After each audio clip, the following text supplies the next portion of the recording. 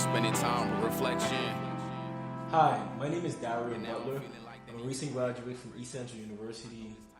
Hi, my name is Clem Neely. I'm a musician and a producer. I graduated December 2019 with my chemistry degree. I'm also an aspiring chemical engineer. Also in college, I'm about to graduate with a bachelor's degree in marketing. I'm the founder of Actuality and DB Global, and this is Actuality. How do you feel about the stigma that black men having hair makes them a thug or a hoodlum? Honestly, as a black man, sometimes hearing that it kind of hurts me because it affects me, and just knowing that there's a lot of people out there that's like me and like-minded, are going through the same thing, going through that profile and that stereotype, and it hurts me because all of us are not like that. Personally, I would like to say first, everyone's perception is their reality, and sometimes you can't blame people for,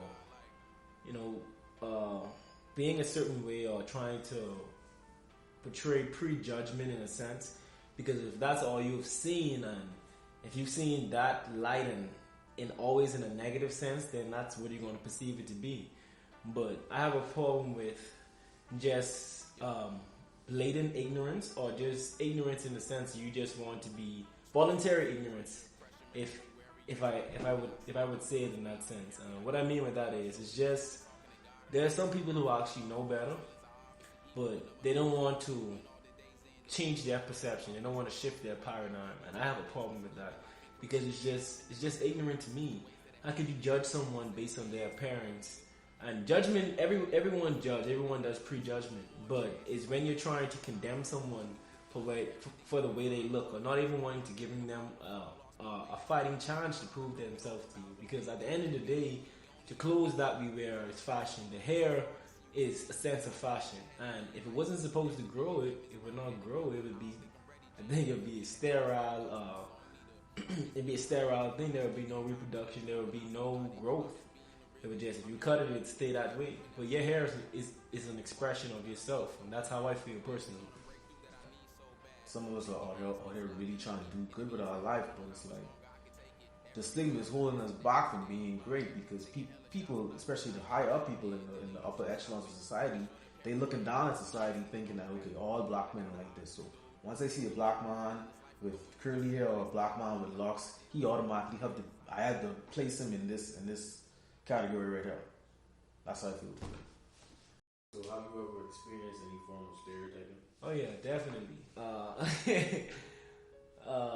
Sometimes it might be vocalized, and sometimes, you can just feel the energy. The energy in the room is not right.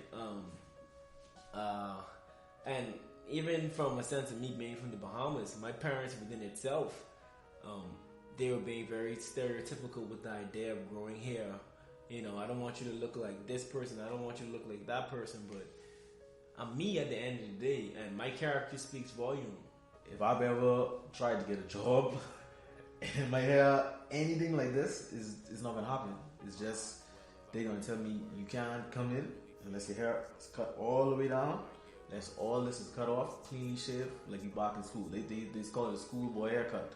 So that in itself is stereotyping, because you don't even know whether I can do the job or not. As soon as I walk in the office, the first thing you're looking at is my hair, my appearance. Yeah, your appearance is important, but at the end of the day, you missing out. I could be of value to your company, but you shoving me away because you focus on this, you focus on this, and you not focus on this. Powerful. So, have you ever been guilty of stereotyping someone just based on their appearance? Yes, unfortunately. But I was able to shift my paradigm as the years went on.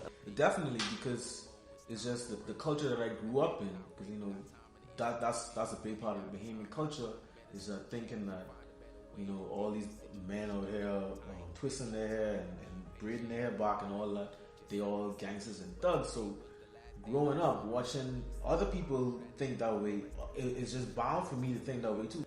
Okay, so what would you say to somebody that has a negative view of black men having long hair?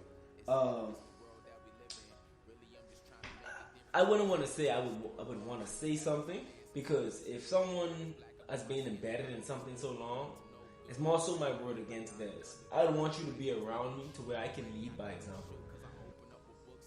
Me, I'm about to be a college graduate. My cousin, who's also in this video, he's a college graduate. We have degrees. We gonna go to get our master's degree. We about to be CEOs. So what would you say then? Nothing to be said, because you think because now you don't look at us that way now, because we're not CEOs, we don't have our own businesses, we still trying to get there. So you're gonna look down on us until we get to that point. No, you can't do that.